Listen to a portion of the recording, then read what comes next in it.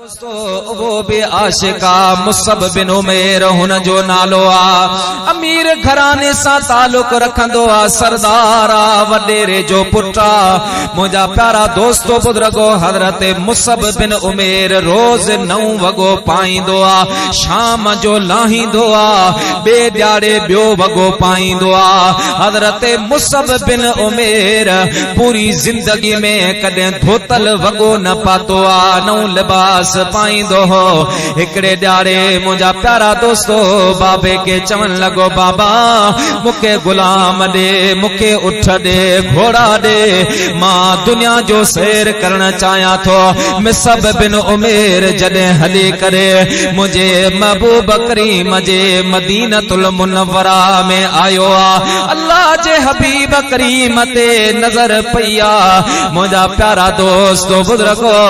मदीने वारे मीर मुसब बिन उमेर के दिसी करे मुस्कुराए दिनो आ मुझा प्यारा दोस्तो मुसब बिन उमेर उते लही पियो आ काफले वारन के चवन लगो तमा वापस वञो हलिया वञो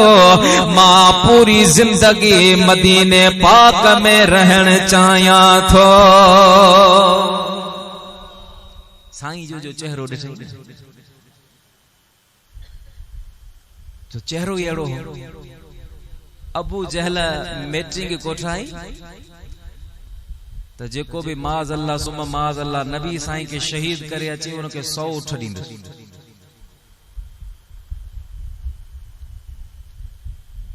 पूरे अरब मां जिता चौंदो शादी कराई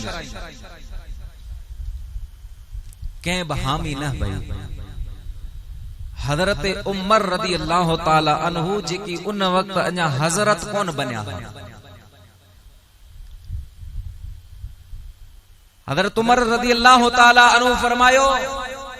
तो इहो कम आऊं सर अंजाम दींदुसि पोइ जॾहिं हली करे मुझे महबूब करीम सल्लल्लाहु अलैहि वसल्लम जे मदीने में आयो अल्लाह जे हबीब करीम सल्लल्लाहु अलैहि वसल्लम जे चेहरे ते नजर पई नबी करीम सल्लल्लाहु अलैहि वसल्लम मौजो कोन दिखारियो चंद ब टुकड़ा करे कोन दिखारियो मुझा प्यारा दोस्त बुजुर्गो वण के इशारो करे हलराए कोन दिखारियो साईं करीमन सिर्फ एतरो फरमायो उमर छा भला तुझे ईमान आण जो अञा वक्त न आयो है छा बस हुजूर साईं एतरो चयो हथ में तलवार किरी पई कलमो पड़ी मुसलमान मुझो यो मौजू न सिर्फ इशारो दिया पंहिंजे मौजू ते अचा हफ्ते का बाद अबू जहल मिलियो उमर तोमा ये उम्मीद कोन है तो हेडो असा धोखो कोई असा सभी इंतजार में असा उमर वियो आए हियर ही अल्लाह जे महबूब करीम सल्लल्लाहु अलैहि वसल्लम जो कम तमाम करे अस्तगफिरुल्लाह हजरत अमीर उमर रदी अल्लाह ताला अन्हु फरमायो तो अबू जहल फानूस बनकर जिसकी हिफाजत हवा करे वो शमा कौन बुझाए जिसे रोशन खुदा करे अबू जहल जेकने पूछे तो अबू जहल इन इरादे सां वियो होयस पर जडे मदीने वारे साईं जे चेहरे ते नजर पईया अबू जहल खुदा जो कसम अल्लाह ताला जे जात बाबरकात रसूलुल्लाह के एड़ो हसीन बनायो आ एड़ो हसीन बनायो आ जो हसीना जमीला दा मुंह मोड़ देता ते मोहम्मद बना के कलम तोड़ देता कायनात अंदर एड़ो हसीन को बियो न बन्यो आ जेड़ो अल्लाह ताला मिठड़े मोहम्मद करीम के बनायो आहे अल्लाह ताला हसीन बनायो मुसब बिन उमेर के समझण लगा मुसब न कर रही कि कुछ भी न थी तो हजरत मुसब बिन उमेर मुझे महबूब जी दरबार में काफी जमाने का बाद अर्ज कर लगो या रसूल अल्लाह या हबीब अल्लाह इजाजत दे मां वनी गोठा चक्कर हणी अचा अम्मा दिसी अचा बाबो दिसी अचा भेणो भार दिसी अचा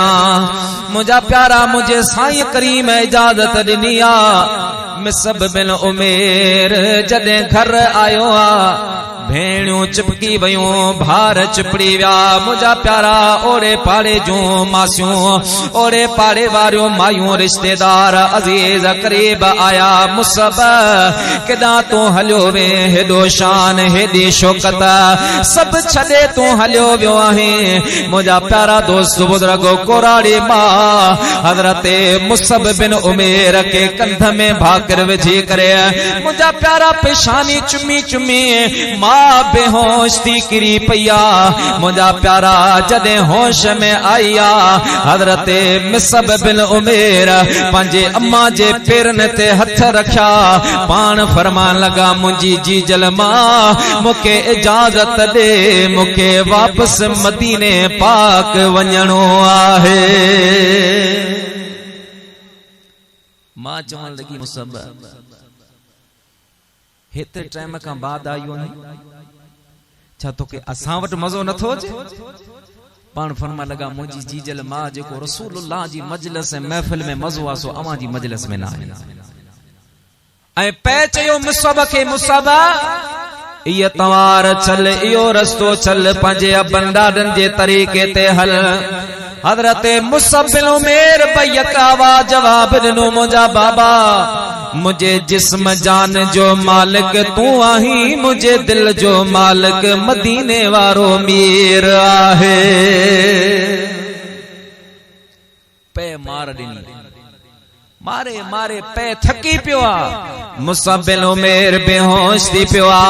मुझा प्यारा दोस्तो बुजुर्गो अज भेणियों जेके मुसब ते अकख न सहंदियूं हुयूं मुझा प्यारा दोस्तो बुजुर्गो जेके मख न सहंदियूं हुयूं अज भेणियों खफा थी वयूं मां हजरत मुसब बिन उमेर के मारियो मुझा प्यारा जिस्म ता कपड़ा लाथा विया हजरत मुसब बिन उमेर जे जडे जिस्म ता कपड़ा लाथा विया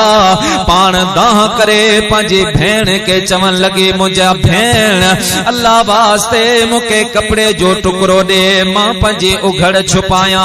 मुझा प्यारा दोस्तो बुजुर्गो कपड़े जो टुकड़ो मिलियो हजरत मुसब बिन उमेर का कपड़ा खसाव्या मुझा प्यारा मार दिनी भैया ओ जिस्म ते कपड़े जो टुकड़ो वेड़े करे मुझा प्यारा दोस्तो बुजुर्गो वापस मदीने मोटी आयो रात जो वक्त सर्दी जे मौसम हजरत मुसब बिन उमेर मस्जिद नबवी में अची सुतो मुझा प्यारा सिंह अची सतायो सर्दी लगी पान ढकण लगा दुस्काट भरण लगा मुझा महबूब मदीने वारा जदे मस्जिद नबवी में तहज्जुद जे नमाज ला आया त दिसन के जे ढकण जा सुडकाट अची रहा आहिनि पान फरमा लगा केरा अर्ज करण लगो यार रसूल अल्लाह अम्हा जो गुलाम मुसब बिन उमेर आया हबीबन फरमाए मुसब करीब आयो तो साईं करीम ॾिठो तो जिस्म ते कपड़ा न सर टुकड़ो जैसा ओ घर ढकी पे पण मुसब तो ही छा छो या रसूल अल्लाह अवां जे मोहब्बत में मार पया राणा जिस्म जख्मी मुझा महबूब बेहोश थी किरी पियो हुयस आखिर में मुझा हबीब कपड़ा बे खसाव्या मुझा प्यारा महबूब घरा भी कढियो वियो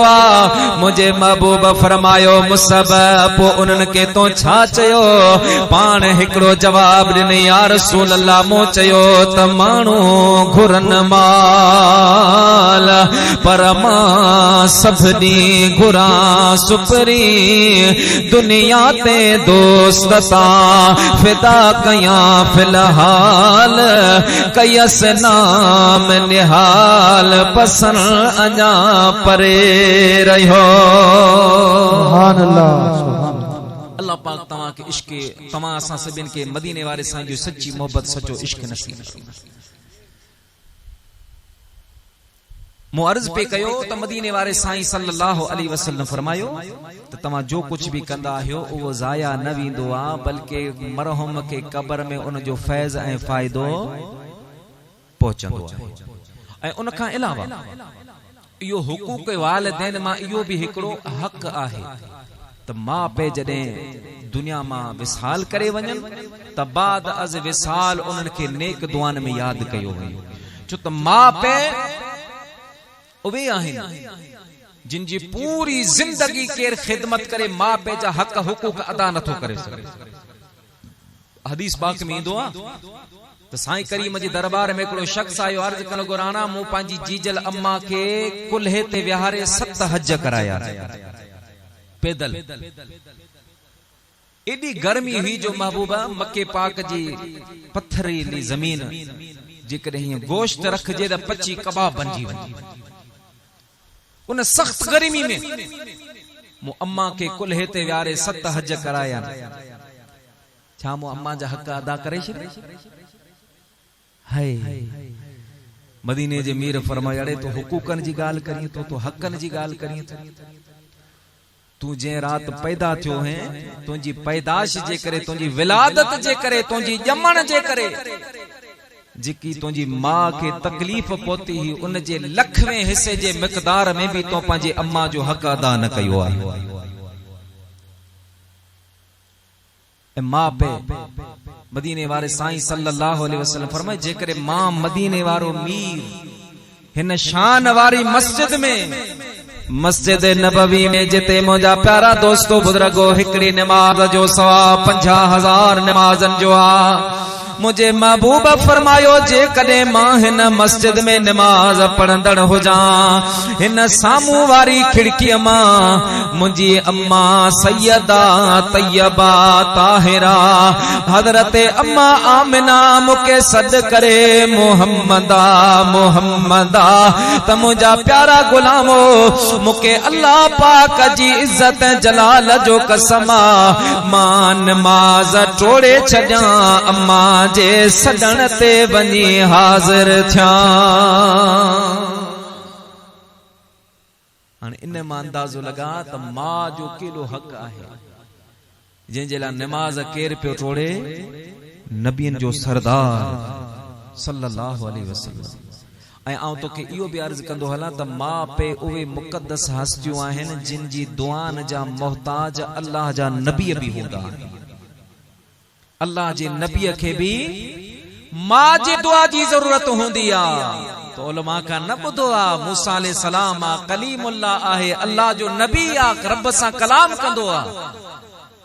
हिकड़े ॾींहुं जॾहिं तूर सीना जबल ते आयो त रब करीम फरमाए, मूसा सुभाणे ख्याल सां अचिजां। अर्ज़ कई, मुंहिंजा मालिक केतिरे टाइम खां अचां पियो, कॾहिं तो मूंखे ईअं न फरमाए सुभाणे ख्याल सां अचिजां। अल्लाह पाक फरमाए, मूसा अलैहिस्सलाम अगे जॾहिं तू घरां निकरंदो है, मां जे पेरनि ते हथ रखी मां वञा पियो तूर सीना जबल ते रब सां कलाम करण। तू घरां निकरंदो है, तुंहिंजी पोड़ी अम्मा हथ खणंदी हुई, मौला मुंहिंजो मूसा अचे पियो, तोखे पार थो अचे। उहा तुंहिंजी मां वफ़ात करे वई आ, पुठियां तुंहिंजी केर पारत करण वारो न आहे। हाणे जेकॾहिं जो कंदे उहो तोखे भरणो पवंदो। अल्लाह ताला तव्हां असांखे पंहिंजे माउ पीउ जी ख़िदमत जी तौफ़ीक़ नसीब फरमाए। मक्को पाक जॾहिं फतह थियो आहे, मदीने वारो साईं सल्लल्लाहु अलैहि वसल्लम असहाबनि सां गॾु सफ़ ॿधी बीठा। मुंहिंजा प्यारा सफ़ लॻी पया, अल्लाह जो हबीब बीठो आहे। अचानक हिकिड़ो असाबी, हिकिड़ो गुलाम सफल के चीरींदे फाड़ींदे अॻियां निकतो आ। मुझे महबूब करीम सल्लल्लाहु अलैहि वसल्लम फरमायो, किदां वञी रहियो आहे? या रसूल अल्लाह, या हबीब अल्लाह, मां बास बासी ही मन्नत मनी ही त जेकॾहिं जॾहिं काबतुल्लाह शरीफ फतह थींदो, सभ खां पहिरीं काबतुल्लाह जे चांठ खे मां चुमी ॾींदसि। या रसूल अल्लाह, या हबीब अल्लाह, अॼु काबो फतह थी मुखे पंहिंजी बास पूरी करणी आ, मुखे पंहिंजी मन्नत पूरी करणी आ। मुझे महबूब करीम फरमायो, बीही रहो हेॾे आ। करीब जॾहिं आयो आ, मुझे महबूब फरमायो, ॾे ख़बर तुंहिंजी अम्मा ज़िंदा आहे या मरी वई आ? अर्ज़ करण लॻो, या रसूल अल्लाह, अम्मा ज़िंदा आ। मुझे महबूब फरमायो, वञ पंहिंजी जीजल अम्मा जे कदमनि ते चुमी ॾे। मां जे पेरनि खे चुमण जो सवाब काबे जी चांठ के चुमण का ज्यादा आहे। काबे जी चाट काबे जी चौखट के चुमण का सवाब ज्यादा मां जी कदमन के चुमण जो आहे। प्यारा दोस्तों, अल्लाह जो नबिया हजरत सैयदुना यूसुफ अलैहिस्सलाम जने भाइरन खपाए चढ़ियो आ, मुझा प्यारा कूड़न सकल में खपायो आ। मुझा प्यारा दोस्तों, जने काफिले वारा हजरत यूसुफ अलैहिस्सलाम के खणी करे मिस्र वञी रहा हा, अचानक काफिले वारन जो गुजर हिकड़ी एड़ी जगह ता छो आ जे जगह ते हजरत यूसुफ सलाम जी अम्मा हजरत सैयदा राहेला जी मजार मुबारक आहे। अम्मा जी कबर हुई। काफिले वारन के जी यार खबर ना तवा केड़ी बाजार में वनी खपाइंदा, वरी अचण या नसीब अचण थिए या न थिए, थोड़ी देर जे लाइ इजाजत दियो त मां पंहिंजी अम्मा जी कबर ता हाज़िरी ॾेई अची दुआ घोरी अची। काफिले वारन मां के रहम अची वियो, यूसुफ अलैहिस्सलाम के छॾियो। अल्लाह जो नबी जॾहिं आयो आ, मुंहिंजा प्यारा दोस्त बुजुर्गो, जॾहिं अम्मा जे कबर मुबारक ते नज़र पई आ, यूसुफ अलैहिस्सलाम जे अखियुनि मां लुड़क वही पिया। मां के मुखातब थी करे चवण लॻो त पाले दुखन लए कयई त्यार जी जलता थे, दुखन लए कयई त्यार जी जल, इनन दुखन दिसण लए इनन सुरन सहण लए, दिनई प्यार जी जल दिनई प्यार जी जल पाले, दुखन लए कयई त्यार जी जल। ओ मुंहिंजी जी जल मां कॾहिं मख बर्दाश्त न कंदी हुई, कॾहिं कख बर्दाश्त न कंदी हुई। मुंहिंजी जी जल अम्मा अॼु यूसुफ अलैहिस्सलाम जो हुयो हाल आ, हथन में ज़ंजीरूं पेरन में ज़ंजीरूं, मुंहिंजे मां मुंहिंजे भाइरन मूंखे खपायो आ, पंहिंजे टोले मां जुदा करे छॾियो आ, भाई पी वारा तालुकात छिनी छॾिया। जॾहिं हज़रत यूसुफ अलैहिस्सलाम अहिड़ी तरह कलाम कयो आ, मुंहिंजा प्यारा हज़रत अम्मा राहेला जी कबर में ज़लज़लो अची वियो आ, कबर ॾकण लॻी आ, कबर मां आवाज़ आया, मुंहिंजा यूसुफ बचा पुट मिस्र में पहुचण तुंहिंजो कम आ, तुंहिंजी क़ीमत के आसमान ते पुॼाइण मुंहिंजे रब करीम जो कम आहे। मां तुझे दुआ की आहियां, मां तुझे ला हथ खणियो वेठी आहियां, मां रब जी दरबार में दामन फैलायो वेठी आहियां। मुंहिंजा यूसुफ बचा जिन तोखे कबीले मां कढियो आ, जिन तोखे कुटुंब मां टोड़ियो आ, जिन तोखे पंहिंजो पाण खां जुदा कयो आ, जिन तोसां रिश्ता टोड़िया आहिनि, मुंहिंजा यूसुफ बचा मां तुंहिंजी दुआ की आहियां। अल्लाह कंदो उहो वक़्तु ईंदो रब पाक तोखे बादशाही नसीब फरमाईंदो, जिन तोखे खपायो आ, ये तुझे दरबार में भिकारी बनजे खैरात वठण ला हाज़िर थींदा। तारीख गवाह है, हज़रत यूसुफ अलैहिस्सलाम में कोई वेठो हो, संदस भार जॾहिं मिस्र में कहत साली आई ॾुकार आई, भार जॾहिं भिकारी साइल बणजी आया, यूसुफ अलैहिस्सलाम जॾहिं पंहिंजे भाइरनि खे ॾिठो, पाण सुञातो ऐं पाण रोई पिया। साईं जिन जो वज़ीर पुछी क़िबला रो पिया ख़ैर, पाण फरमाई अॼु मूंखे मुंहिंजी जीजल अम्मा जी दुआ मक़बूल थींदे नज़र अची रही आहे, जो मुंहिंजी मां मूंखे फरमायो हो त यूसुफ अलैहिस्सलाम जिन तोखे खपायो आ, ये तुंहिंजे दर में सवाली बणजी ईंदा। अॼु मुंहिंजा भाइर मुंहिंजी दरबार में सवाली बणजी आया। प्यारा दोस्तो,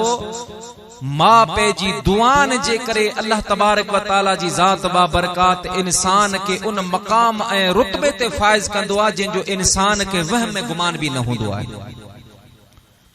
हज़रत ख्वाजा बा यजीद बुस्तामी रहमतुल्लाह अलैह साईं जिन के 27 सालन जी उम्र में अल्लाह तबारक व तआला जी ज़ात बाबरकात सुल्तानुल औलिया जो मकाम ऐं रुतबो नसीब फरमायो। हिकड़े ॾारे साईं जे मुरीदन मां कंहिं पुछियो, अय प्यारा बा यज़ीद बुस्तामी ॿुधा, जंहिं रुतबे ते मकाम ते तूं फाइज़ आहीं, इहो रुतबो, इहो मकाम, इहा मंज़िल जिन वलियन के मिलंदी आ उहे वॾा चिल्ला काटींदा आहिनि, तकलीफ़ूं कंदा आहिनि, घर खां परे, ॻोठ खां परे, आबादी खां परे, पहाड़नि में वञी वेहंदा आहिनि। उन खां बाद वञी को विलायत जो ज़रो मिलंदो आ। जवानी जे आलम में अल्लाह पाक तव्हांखे हेॾो रुतबो ॾिनो आ, हेॾो मकाम मिलियो आ, इहो कहिड़े अमल जो सदको आ त हज़रत बा यज़ीद बुस्तामी फरमा लगा, मुंहिंजा भा, मुंहिंजा दोस्त, इहो बा यज़ीद बुस्तामी जो कमाल नाहे, मुंहिंजे जीजल अम्मा जे दुआन जो सदको आहे। उन वरी अर्ज़ कयो कि बिला इहो कीअं? पाण फरमाई हिकिड़ो ॾींहुं इशा जी नमाज़ पढ़ी घर आयसि, सुम्हणी नमाज़ पढ़ी घर आयसि त मुंहिंजी अम्मा खे बुखार हो। मां मूंखे चयो, बा यज़ीद बचा मूंखे पाणी पिया। तो पानी जो प्यालो भरे जो मथा अची बीठो त अम्मा जी अख लगी गई, अम्मा सुम्ही पई। हाँ दिल में सोचियम तो उथारिया, पर वरी ख्याल आयो तो बा यज़ीद उथार न। अम्मा सॼो ॾींहुं बुखार में गुज़ारियो, मस मस अख लगी आ, इंतजार कर, अम्मा थोड़ी देर में उथंदी पो पानी पेश कई। पाण फरमाए त मां बीठो आहियां, अम्मा सुतिया, अम्मा जी तवील निंड थी वैया, मुंहिंजा प्यारा अख न खुलिया, आराम खत्म न थियो आ, हत्ता के जॾहिं अज़ाने फजर तुलू थिया, फजर जी अज़ान आई आ। मुंहिंजा प्यारा दोस्तो अम्मा अखियूं खोलियूं, जी जल मां ॾिसे त सुबहान अल्लाह, हज़रत बा यज़ीद बुस्तामी सिरांदे बीठो आहे। मुंहिंजा प्यारा मां फरमा लगे, बा यज़ीद बच्चा हिते छा करे रहियो आहीं? अर्ज़ कन लॻो, अम्मा सुम्हणी नमाज़ ते तो पाणी घुरियो हो, उहो पाणी खणी बीठो आहियां त तुंहिंजी दरबार में पेश करियां। मुंहिंजा प्यारा दोस्तो बुज़ुर्गो पाण फरमाइनि था, जॾहिं मां इहा ॻाल्हि कई आ, मुंहिंजी अम्मा उथी वेही रही आ। अम्मा पंहिंजे मथे तां चादर लाहे करे, गंदी लाहे करे, पंहिंजा सफेद वार बिखेरे करे अल्लाह जी दरबार में दुआ घुरी, मुंहिंजा मौला बा यज़ीद बचड़ो इशा खां वठी फजर ताईं पंहिंजी मां जी रज़ा ला बीठो आ। मुंहिंजा मौला मुंहिंजे बच्चे के उहे मकाम नसीब फरमा जेके तो पंहिंजे वॾनि वॾनि वलियन के नसीब फरमाया आहिनि। हज़रत बा यज़ीद बुस्तामी फरमाइनि था, ॿी रात मां सुतो आहियां, मूंखे मदीने वारे मीर जो दीदार थियो आहे। साईं ने फरमायो, बा यज़ीद तोखे मुबारक हुजे, अल्लाह तबारक व तआला जी ज़ात बाबरकात तोखे मुंहिंजी उम्मत जे वलियन जो सुल्तान ऐं बादशाह बनायो आहे। तो मूं अर्ज़ पे कयो त मां जी दुआ में एॾो असर आहे। तॾहिं मदीने जे साईं फरमायो, अन नज़रु इला वजहिल वालिदैन इबादतुन, मां पे जे चेहरे के निहारण, मां पे जे चेहरे के तकण अल्लाह जी इबादत आहे। मुस्नद इमाम अहमद में हिकड़ी हदीस है, हज़रत सैयदना अब्दुल्ला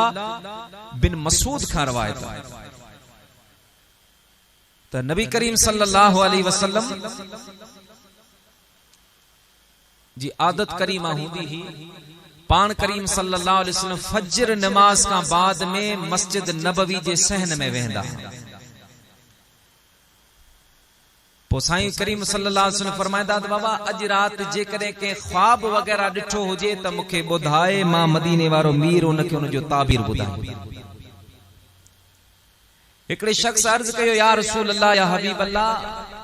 मूं ख्वाब त कोन ॾिठो आहे, हिकिड़ो मसइलो आहे उहो पुछण चाहियां थो। साईं फरमायो, ॿुधा। अर्ज़ कई, राणा मूं हिकिड़ी मन्नत बासी ही, बांस बासी ही त हिन साल जे कॾहिं मुंहिंजे खजूर जे खजूर जो फसल एकरो तादाद न बुधायो 100 मन या 200 मन थियो त आऊं जन्नत जे हेठी मथी चौखट के चुमी दी। दोस्तों वो भी आशिका मुसअब बिन उमैर हुन जो नालो